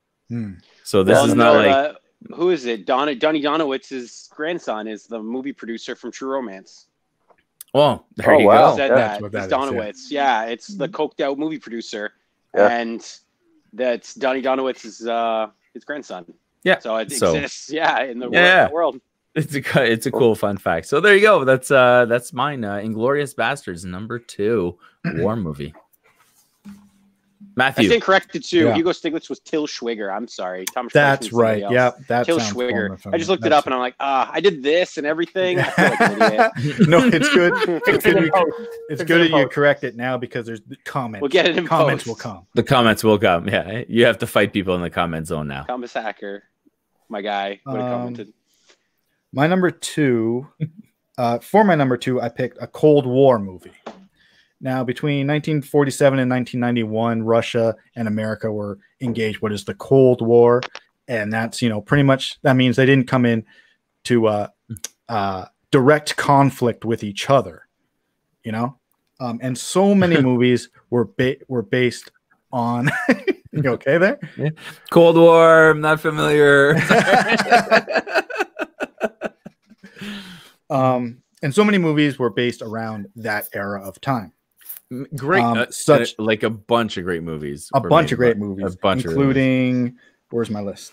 Including Bridge of Spies. That's and that's the thing. They come out with espionage movies like Bridge of Spies, political thrillers like 13 Days, and fantasy movies where the Cold War gets hot like Red Dawn. Now the movie I picked is a combination of all 3 of those things. I picked for my number 2 The Hunt for Red October. Yeah, it was on the list. I should have thought. It's the first of the Jack Ryan series of movies based on Tom Clancy novels and stuff. And it's spy movie, political thriller, and there's not a direct conflict, but missiles torpedoes get launched. It's takes place in a submarine for the most part. But I don't know really what much to say. It's just whenever I put on the movie, I sit and I watch. It's one of those movies where back in the day when we all used to watch TV, if you're flipping through the channels and something you really liked came on, you just sat down and watched it. There are a few movies like that where my day is ruined because Jaws is on. I'm not going anywhere. Even though I would own it on VHS and DVD. No, it's right here. It's right now. It's on TBS. I'll wait for a commercial and then go. But, until then, I'm sitting and I'm watching the movie. I'll be late for something. It's one of those movies. I can never not watch it if it comes around. Sean Connery, of course, stars as a Russian sea captain. Sea captain. Which is the most Scottish Russian dude you've ever fucking heard. Who can I say? Man the torpedoes. Can I say he taught me how to speak fluent Russian? It was like amazing. I watched that film and boom, unbelievable. I'm Russian now too. As a matter of fact, just from hearing you talk about him playing a Russian guy, I'm Russian. It's that good. So, that was a movie that was like subtitles. Fuck subtitles. Yeah. Oh yeah. But they won't notice it. Transition. Yeah, the smoothest transition of removing subtitles from a movie. They zoom in on ways are there to do on that? One of the it's not Sean Connery, it's one of the other officers speaking Russian, and then the one word I think that it's not the one word, but the word that changes is Armageddon, which is the same in Russian and English. So he finishes the sentence with Armageddon and then goes right into English. And so which is terrific. I love it. I think it's great. I think it's great too. And then at the end of the movie, when they meet the Russians are all speaking Russian again because they never stopped speaking Russian. They just got rid of the subtitles and spoke English instead. No, they were speaking Russian the whole time. I just understood them. You're doing great. You're doing still dying on the hill. Oh my god! But yeah, it's a great movie. My number 2, Hunt for Red October. I love it. Solid. Yeah, Jack Ryan.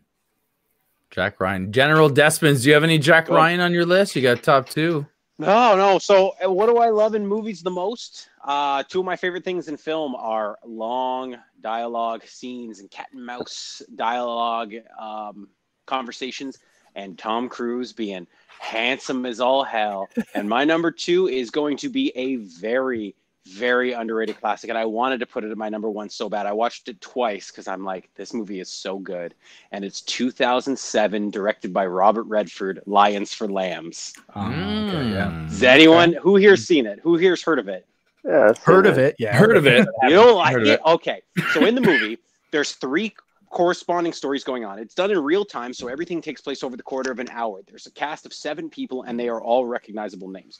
Meryl Streep is tasked with sitting with this very charming, very handsome Republican senator in Tom Cruise, and they're talking about the U.S.'s tactics on the war in Iraq and the war on terror and what they're doing wrong and what they're doing right. And it reflects a lot of what goes on in the Bush administration, and it acknowledges a lot of failures and a lot of what they're doing. Meanwhile, and he's unveiling his new plan. Meanwhile, while that's going on, Robert Redford's having a conversation with one of his students, Andrew Garfield, about his disinterest in his classes. He talks about his 2 old students, and it's Derek Luke and Michael Pena. And there's flashbacks for them when they were in Redford's class, and they're on a mission that Tom Cruise orchestrated, and they get trapped behind enemy lines, essentially, and it's all going on in real time over the course of an hour. And I watched that movie twice, and I love every second of it. I love the long, thought-provoking monologues that each of them have. I love how charming and articulate Tom Cruise is. He is everything I strive to be as in the political realm. And Meryl Streep and him are going tit for tat. And these are the movies I wish Cruise would come back. And I went back and I watched Born on the 4th of July and other movies, and I wanted to get it in there. But this is the Tom Cruise I love and I need back. And while that's going on, you get Garfield and Redford, because this is Garfield's debut. It's certainly before Social Network. So you get him playing kind of like a party kid, party frat bro, who's very smart, but he's very disinterested. And he represents the old ideology versus the new ideology on the war. And then you get Pena and Luke. Like I said, they're behind enemy lines, and they're talking with their commander, who's Peter Berg, who directs a multitude of military movies that I could have put on my list too. And like I said, it's just... War is the biggest character in that film, and everything is encompassing over the war in Iraq and the war on terror, and even Streep and Cruise, which I could have watched that for 5 hours, and they're talking about what it means to win the war on terror. Is there a war? The media's view of it versus the senators. They're going to stay and fight the war as long as it takes, and Streep comes back with a wonderful line, says the man in the air-conditioned room, and it just talks about how politicians see war versus how the media sees war versus how the old guard sees it versus how the youth see it. And I think it is a completely resonant movie. I think it ages so well for the time. It's only, like I said, 13 years old, but it's just super relevant and prevalent for what's always going on. And again, a great cast. It plays out like a play, and it's, I wanted to put it 1, but it's a healthy number 2. And I do love 2007 Lions for Lambs. Nice. Great. Lions Cool. for Lambs. Anybody else seen it? Do we I've seen agree? it once. You've seen it once. You haven't seen it. I haven't seen it. Cruise in a 3-piece suit. Yeah, Looking I like fully Cruise, man. Not my Cruise thing. is good. Yeah. I definitely don't like political dramas, so it wasn't my thing. I love it. It's senators, the media, it's everything I love. You know me. Interesting. All right, Mike, you finish off this number 2 for us. Finish off this number 2 for us. Let's leave that in. Just leave. Don't edit that out. I'll be brief on this one because brief. I never thought that I would say these words. Christopher Nolan makes my top 2 on a war films list. What? Never would have thought. Never would have thought. Watch it. I can't get through that movie. Never would have thought. It is fantastic, and it's got everything I want, which is I want to be put into a moment so that I can feel what I would do in that moment, and I want beautiful cinematography. I don't need gritty things. I mean, things blow up, yeah, but the way he shoots that, and Tom Hardy in the plane, sort of on his own, being the only one who can essentially stop these bombers from blowing up these ships that are trying to rescue all these stranded soldiers. Just the concept, if you don't know the film, there's 400,000, which I couldn't even get my head around that number, Just to be clear, did you even say the name of the movie? Yeah, I was just gonna say we all know what you're talking about. We all know what you're talking about, but tell us what movie that is. But I don't want to assume here. Ruin it for everyone. Leave this as a mystery. No, Dunkirk. Sorry, I got right into it. I got a little excited. All right, it's like the longest intro I think we've ever heard. Okay, so it is Dunkirk. I thought I actually said it. I was trying not to. Yeah, no. All right, so 400. Thank you. So Dunkirk, which is the place too. So essentially, if you don't know what happened there, 400,000 soldiers, British, Belgium, and French soldiers got stranded. Churchill himself said later it was just a debacle. Like it was a horrible plan strategy they had when they went in to try and drive Germany out. They got all forced essentially to this beach, right, in France, and they had 400,000 soldiers waiting to be picked up in this small little section. They called it the mole, and where tides would go out and come in, and essentially the bombers would just come and blow up the soldiers as they went, and blow up the ships that were getting filled, and they were just there waiting to be brought back to Britain, because they were essentially sort of waving the white flag at the moment to try and get people back to Britain in case the war went back to Britain. And so the whole thing, though, is just imagining being one of those soldiers where you have a very small group of French soldiers sort of behind you, keeping the Germans back. And you're all on this beach hoping that the boats get you before the Germans get you back there. And it's just intense. And Cillian Murphy, his scenes on the boat where he's out there trying to leave and he winds up having to come back. And then Tom Hardy shooting down the German bombers. Just the way it's filmed is gorgeous. And I mean, I love a good film where I don't really know that particular story. And I don't exactly know what's going to happen.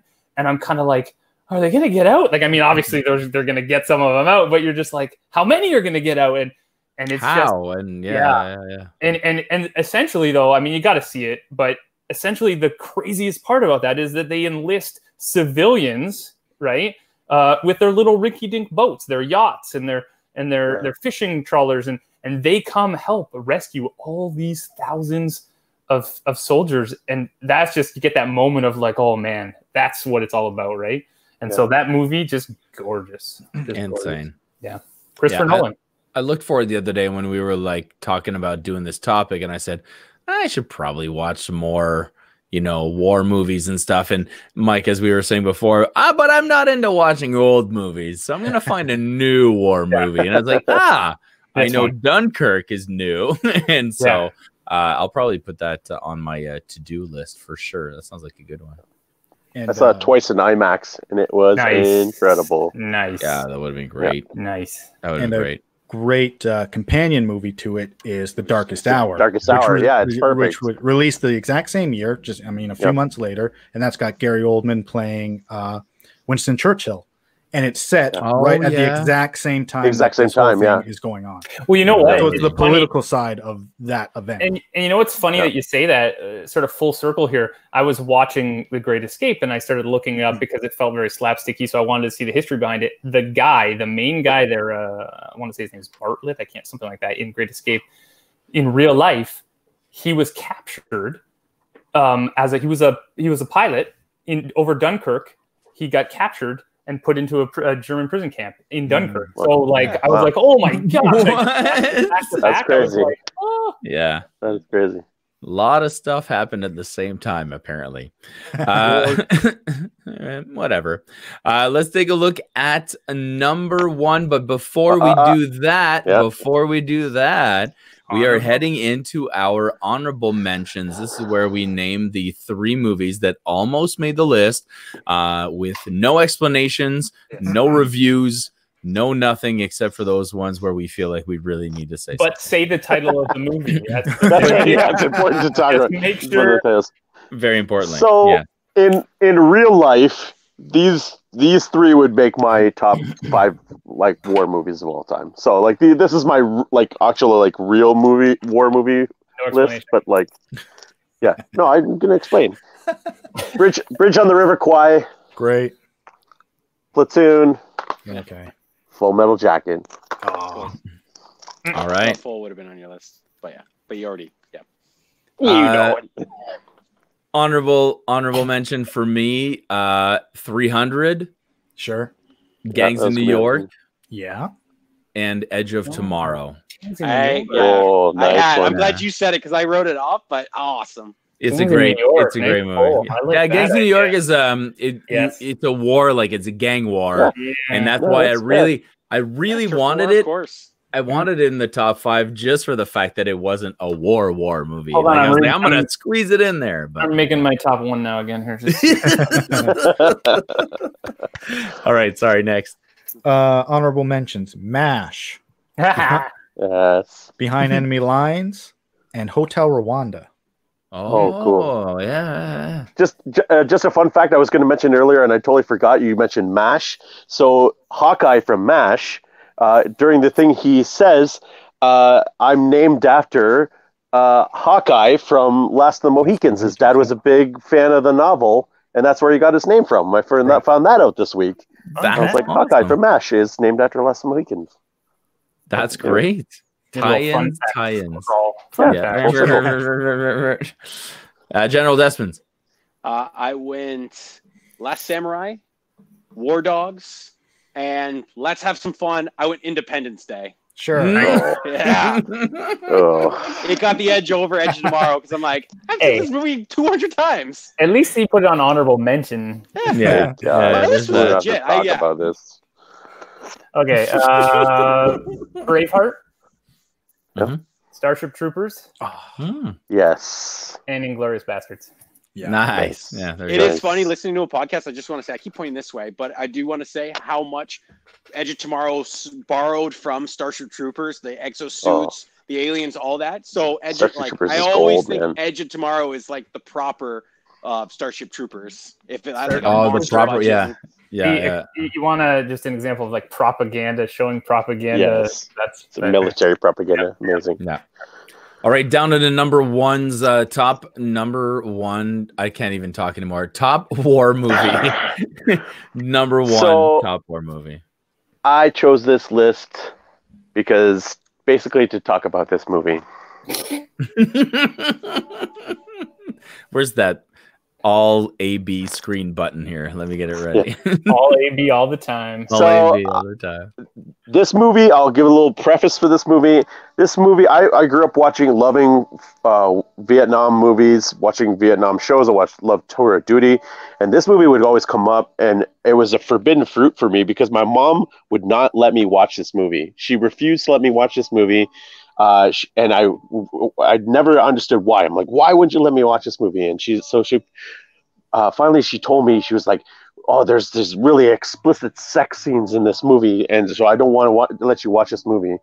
So she went away for the weekend, and me and my dad rented this movie, and I watched it. And so I'm watching this movie, and I'm watching it, just waiting for these explicit sex scenes.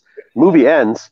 Not only was there not any explicit sex scenes, there are like pretty much no women in the movie. There's one scene with women, but they're not naked, and I was like, what?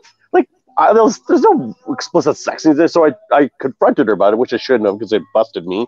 But I was like, what are you talking about? There was no explicit sex scenes. She was mistaking the movie for another movie, Last Tango in Paris. This whole time, she thought the movie was Last Tango in Paris, and so I couldn't watch it because of that. So anyway, yeah. And the movie is from 1979, directed by Francis Ford Coppola. My favorite movie other than Star Wars, Apocalypse Now. Well, there you have it. So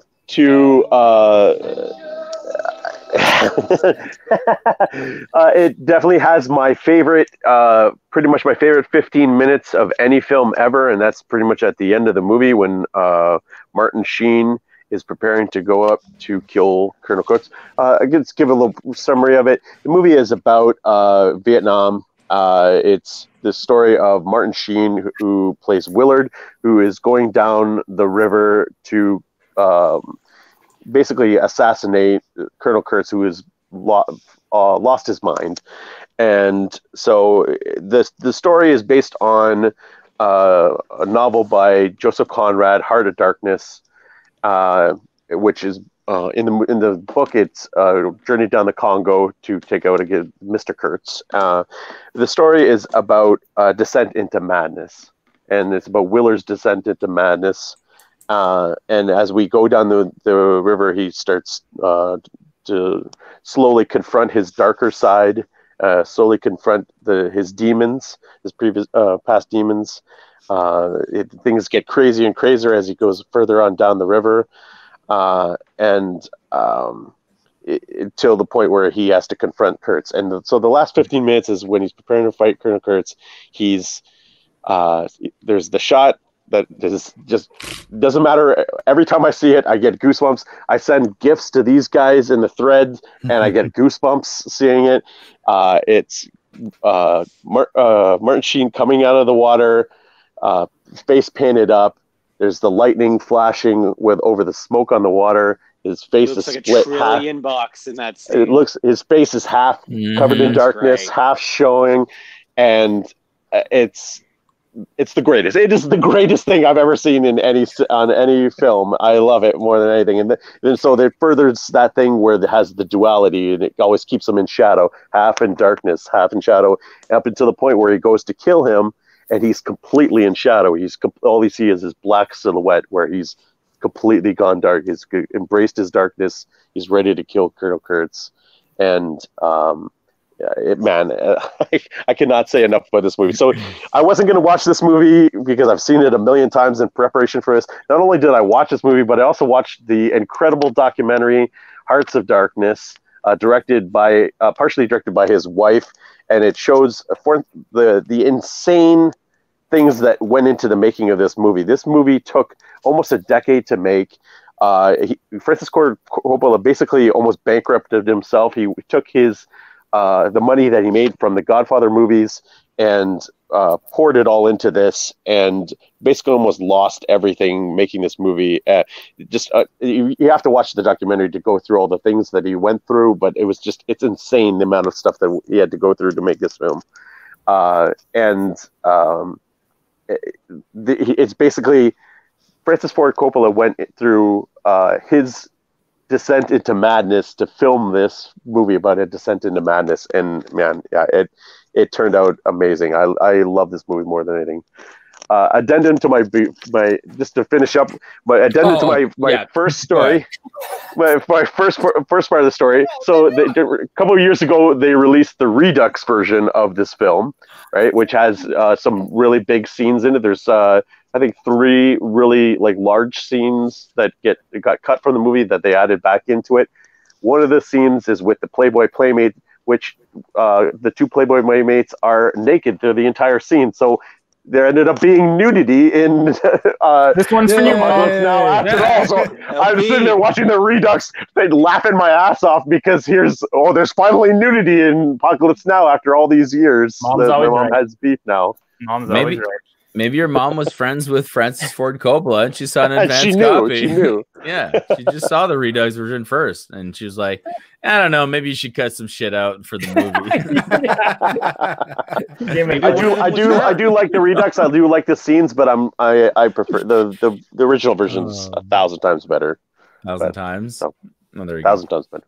That's awesome. I've never seen it. No, I've seen parts of it. I want to see it. I heard it's 4 hours long, and I'm like, when I get 4 hours to watch a movie, I'll definitely. It's only 3 hours. The Redux is 4 hours. Oh, there you go. 3 hours. Perfect. But but it's one of those movies where it's been referenced and parodied. Exactly. So many everything. things. Oh yeah. When you watch the movie, you again, it's one of those movies where I laugh because I've seen so many parodies about it. Animaniacs, Seinfeld. There's a great big Seinfeld they pulled for that. Yeah. That's great. Number 1 for me, it's going to be no surprise whatsoever, but I mean, it is the war movie, the military movie that I've seen the most, that I enjoy the most. It encompasses so many things I like about movies, where It's a comedy. It's an action comedy, and the action is really well done. Whereas they actually put, effort into the effects, and that's because it also contains the whole movie within a movie aspect that I love. And of course, I'm talking about Tropic Thunder. One of the greatest comedy. I had it on it for a hot minute, but yeah, it's just, for me, I mean, not being a fan of the war movie genre, although there are some that I've seen, and it helps, because then when you do see the comedies or the parodies, you recognize the tropes, you recognize the parodies, the jokes, the references and stuff. And as subtle as they are there in this movie as well. But you've got a great cast in there. Again, the great idea of a movie within a movie, and then it becoming its own mission once again. So capturing what we were talking about at the beginning of the show, characters going on their own mission and ended up, ending up with an actual goal. And it's just funny. It's subversive. It's got all sorts of stuff that we're not going to bring up right now. But that somehow it got away with, and more power to that movie. And Justin Theroux, that's the last thing I want to say about that, is like that's when I realized I'm in love with that guy. I mean, that guy, he's funny. He wrote that movie. He looks the way he looks. I'm like, he might have jumped right next to Leonardo DiCaprio on that list. You know the list? Anyway, never mind. You know what I'm talking about. So yeah, Tropic Thunder, 100%. My favorite war movie. There you go. Awesome. Potato peeler, man. Downey is a planet. We used to orbit Robert Downey in that film. He's so throwing good. 200 miles an hour that whole film. Yeah, Unbelievable. I think they get away with it. I think they get away with that because there's the whole time they're saying that it's wrong, right? At no point are they saying this is funny because it's right. The entire time they're saying this is completely wrong. Should never have happened. Like it's wrong.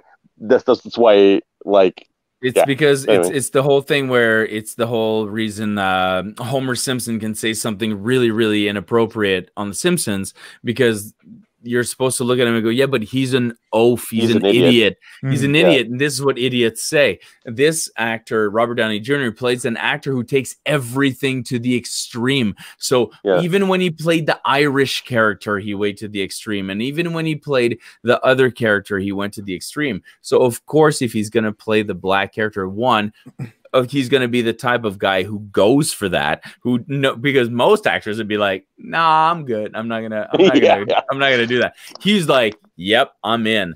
And then two, he's going to go to that extreme to portray like that. It's contained within the character, which I think, well, like you said, how they get away with it. I'm not saying, is it right? Is it wrong? I'm saying that's how the movie got away with it. I would drop characters to the DVD commentary. Well, and have you heard the Tropic Thunder commentary? Does he do it in character? He does it in character. It's Kirk Lazarus. Great. Yeah, that's so great. I'm gonna have to listen to that. But he does it with his with his black guy voice. Awesome. He's in that character until the credits roll, and then he drops into his Australian accent because that's Kirk Lazarus. That's Kirk Lazarus. Voice. That's so great. Potato peeler Matthew, what do you got for number one? The category I selected for my number one was just my favorite overall war movies. Now that could have been Patton or 1917, which is a new one and I loved instantly, or Bridge on the River Kwai is great, but I of course went with my boy Steven Spielberg's and Saving Private Ryan. I mean, it's no surprise to anybody in here that I would put this on my list. Now, aside from it being a terrific war movie, superbly acted by everyone, it's a movie that reminds me of my dad.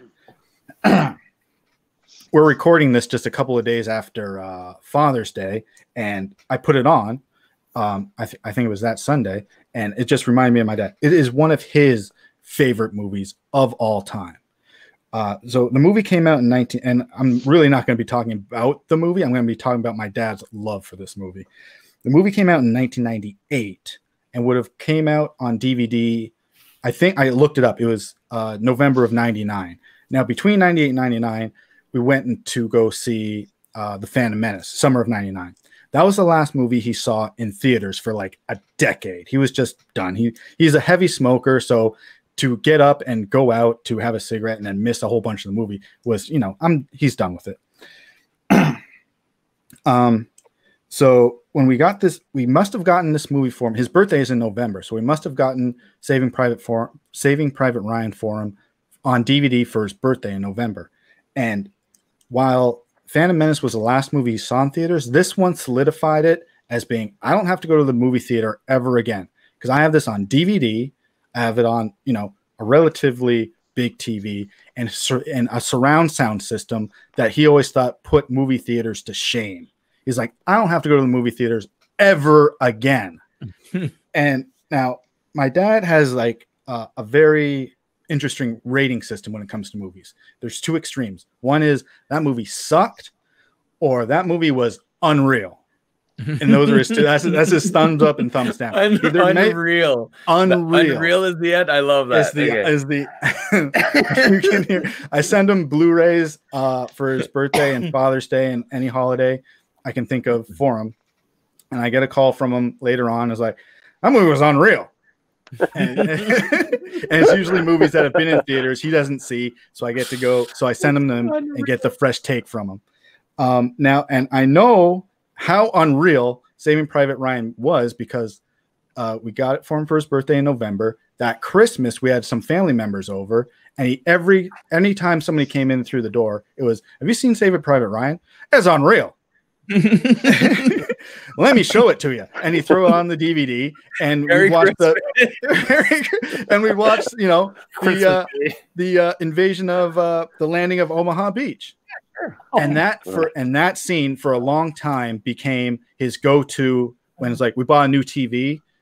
We put that one on just to get the picture right. We wanted to see the quality. We got new speakers or a new receiver. We got to put that on and crank it so we can find out where the mistakes are, because that movie is unreal. My number one, Saving Private Ryan. That's hilarious. That's awesome. That's amazing. That was unreal. I love it. It's so great. Oh my God. Admiral Despins, bring me your number one. I got a hint. He went from the army into the Navy. He jumped ship from the army and went Renaissance to the Navy. man. Two-sport athlete. Actually, superhero landed onto a carrier. That's how he did it. Does anyone know? How about this? League of Their Own. Raymond Shaw is the kindest, bravest, warm human being I've ever known in my whole life.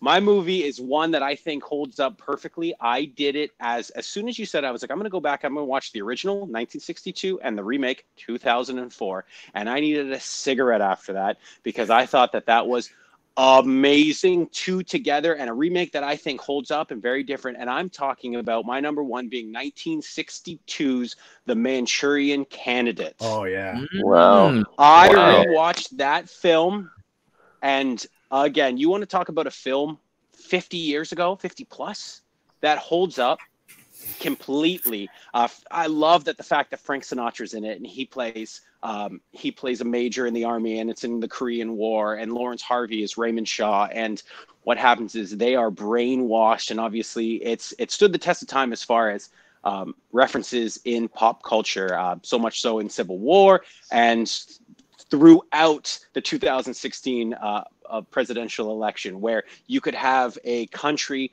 or an axis of evil tamper with a candidate or somebody of power and esteem and acclaim coming home. And again, watching this film and just seeing it and putting together how they're brainwashed into believing that Raymond Shaw saved them and he's a hero and he's the kindest, bravest person. He comes back and he gets the Medal of Honor. And in the 1962 version, his mother, who's more or less behind it all, is played by Angela Lansbury in a chilling role. It was funny. We talked about Murder, She Wrote maybe in one conversation before. This is young Angela Lansbury, ice cold, who got an Oscar nom for it. In the 2004 remake, she's played by Meryl Streep. So again, a character with gravitas. So you look at a film like this, and Sinatra slowly having dreams and realizing something's wrong. Raymond Shaw isn't kind. Raymond Shaw was an asshole to all of us. Raymond Shaw was not nice. Why are we saying that he is? It doesn't feel right. As the movie goes on, you find out that Raymond's trigger is the Queen of Diamonds card. And with that, he's activated into doing whatever the bidding is. I prefer a little bit more of the story from 04 and the fact that Raymond becomes the vice presidential candidate and they brainwash the other character to kill the president. So the vice president gets in office. In the original one, he's the assassin to get the Angela Lansbury's husband elected as vice president, kill the president. He's now in. Again, that's one where I really like, and I really think it holds up too. It's in black and white. It's slowly paced. At the third act, once it gets through, and Raymond Shaw's getting a little bit of happiness, and he gets married to his flame that he had to leave before the war, and what transpires with that. And at the end of the film, it's truly heartbreaking. I watched it, edge of my seat. It doesn't quite get there in the 04. So again, there's bits from 62. There's bits from the 04 version. I like lumping them together. But again, I just like the idea of a political intrigue set on the backdrop of war with election bits of it. And again, something that's completely resonant. And say what you will about what's going on. But again, the evil, corrupt business or country working behind the scenes to pull the strings, and everything's not what you seem or see. It ages magnificently for modern times. So 1962's The Manchurian Candidate. Nice. Awesome. Wow. Really good. I did not guess that. No, Yeah. not Same. This is legit. I was Definitely obsessed with not. my 1 and 2. I wanted to put Lions for Lambs, but I was like, that double header I just did a Manchurian Candidate, probably going to edge it out. So, 1962. Solid. That's cool. Manchurian Candidate. Thank you. Wait, and rounding off our final movie of the night, the last number one, and all of these movies, don't forget, will be included in the quiz released later on today, or if you're watching this later, it's on the channel somewhere where you'll be able to watch and play along to a quiz, including all of the 25 movies that we've mentioned here tonight or today. So make sure you do go and play that. Machine Gun Mike, bring it home with your number one war movie. So this is a night of firsts, because I never would have thought this would have been my number one. In fact, I hadn't seen this film until this list was proposed. If you were tracking my movies, my 5, 4, 3, and 2, they're all World War II movies. So you would think World War II movie number one. No, World War I movie, 1917 from 2019. I had never seen it. Didn't get to see it in the theater. Number one. Didn't get to see it in the theater. Put it on for the first time this week, and hands down beat all other war films that I've seen. It is gorgeous from the very beginning in the trenches, and the work that they did to design that set and those trenches. Like, I was obsessed with those. Those themselves were a character. Like, World War I has never been my, it's weird to say favorite war, but World War II has always been more fascinating to me. But seeing the trench work and just the concept of how war was fought back then, digging out those trenches, fighting for every inch, trying to get down the line, that kind of thing. But that first 20 minutes or so where they've just got to get across those lines and from one end to the other. And it was gorgeous. I couldn't take my eyes off it. Just like the cinematography of it. And the story, if you don't know it, essentially two soldiers have to get up to they have to go up to the second line to warn the 1,600 men there that the Germans are setting a trap. They've pulled back, but they really haven't, and they're ready to sort of attack. And the one soldier, his brother's on that line. That's sort of the main overarching story there. But for me, it's just all, again, I've said this before with Dunkirk, it's the cinematography, the music set when Schofield is running through the buildings that are on fire, him climbing over dead bodies to get out of the river. And it's very much just sort of a lonely film where eventually there's just one of them and he's just trying to do his job and get there. And he's running across, actively running across as the men are running on the line to fight. He's running through them to try and tell those in charge that they have to stop or these men are all going to get killed. And just that one man has to do that job to save all these other men. It just, I don't know, it was a beautiful story. So that's my number one. I like it. 1917, another one of those movies that I searched for when I said it was like, oh, let me see if I can find one of the newer war movies and see if I can get into the mood that way. And it's another one that I definitely have on my to-do list. 1917. The whole thing filmed as a one shot, artificial, are obviously in some parts, but still the whole movie filmed as a one shot from beginning to end. So that's kind of it's really neat as well. It's got to be really intense. Yeah. That's Roger great. Deakins, man. Roger Deakins is a champ. Well, I gotta say, guys, for a bunch of war movies, this was way more uplifting than I thought it would be. It's definitely war is hell, but war is fun sometimes. What do we got? I hope the next theme we got someone else. Who's picking up? Is it Mike's? I hope you got something colorful in line for us, my friend. Oh jeez. Oh jeez. Oh, Okay. that look. So it's funny because I had this topic in mind a couple of weeks ago because, sort of being last in line of choosing here, I've had chances to sort of see what everyone else picked, etc. And then some conversations that we've had, through Messenger and stuff have just made me say, okay, I like this even more. And you guys all know what I'm talking about. So here's the idea. And there's a couple little twists to this here. So the top 5 for next week, okay, is films adapted from books. Okay. Cool. So it is going to be specifically your favorite film adaptation of a book. Okay. Preferably a book that you know a lot about or have read, of course, but your favorite film adaptation. I just used 2 on here. Come on. So we could use some examples of Andrew's top 1 or, Schindler's Ark, Schindler's List was made from that. But so I want top 5. Okay. But here's the twist on that. There's no honorable mentions next week. The 3 films that you would have put on honorable mention are going to be 3 films that do it horribly.